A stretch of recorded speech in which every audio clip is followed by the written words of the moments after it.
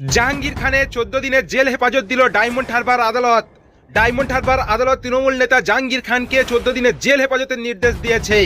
গতকাল 11 দিনের পুলিশ হেফাজত শেষে তাকে আদালতে তোলা হলে বিচারক এই নির্দেশ দেন।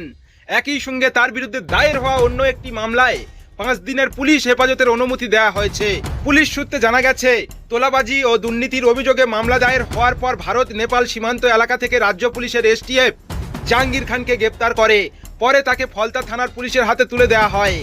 আদালতের নির্দেশে প্রথমে 5 দিন এবং পরে আরও 6 দিন, মোট 11 দিন পুলিশ হেফাজতে ছিলেন তিনি। সেই মেয়াদ শেষ হলে ডায়মন্ড হারবার আদালতে তোলা হলে 14 দিনের জেল হেফাজতের নির্দেশ দেওয়া হয়। পাশাপাশি অন্য একটি মামলার তদন্তের স্বার্থে 5 দিনের পুলিশ হেফাজতের অনুমতি মঞ্জুর করেছে আদালত। অন্যদিকে জাহাঙ্গীর খানের স্ত্রী রেজিনা বিবিকে 3 দিনের পুলিশ হেফাজতে পাঠানো হয়েছে। পুলিশের অভিযোগ, জাহাঙ্গীর খানকে গ্রেপ্তারের পর অবৈধভাবে ফলতা এলাকায় বিক্ষোভ ও উত্তেজনার সৃষ্টি হয়। ওই বিক্ষোভ চলাকালীন ফলতা থানায় হামলার ঘটনা ঘটে বলে অভিযোগ। তদন্তকারীদের দাবি, ওই ঘটনার নেতৃত্বে ছিলেন রেজিনা বিবি। সেই অভিযোগের ভিত্তিতেই তাকে গ্রেপ্তার করে আদালতে তোলা হলে আদালত 3 দিনের পুলিশ হেফাজতের নির্দেশ দেন। কি হলো? জাহাঙ্গীর খানের স্ত্রীকে প্রেস করার আদালতে প্রেস করার পরে কলকাতা কেস নম্বর 258/26 মামলা হয়েছে। সেকশনগুলো হলো 285, 189/4, 190, 191/3, 324/4, 115/2, 118/2, 109, 121/2, 323, 323-B, 353-1, 132 BNS ধারায় মামলা রুজু হয়েছে।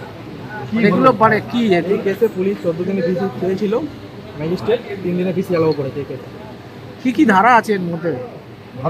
ধারা আছে ভাঙচুর, মারপিট, লুটপাট, ভাঙচুর, তারপরে পুলিশ গাড়িকে অ্যাটাক করা, পুলিশের উপরে বোতল ছোড়া, নানা রকম ধারা এখানে যুক্ত আছে। আর্মস আর এক্সপ্লোসিভ অ্যাক্ট কি আছে? না না, এতে আর্মস অ্যাক্ট নেই। আর জাহাঙ্গীর খানকে কি হলো? জাহাঙ্গীর খানকে আজকের 130 নম্বর মামলাতে প্রোডাকশন করেছিল, পিসি রিটার্ন এসেছিল। সেই মামলাতে হচ্ছে 14 দিনের জেসি হয়েছে। আর নতুন নতুন মামলা বলতে নতুন একটা মামলায় উনি পিসি যাচ্ছে।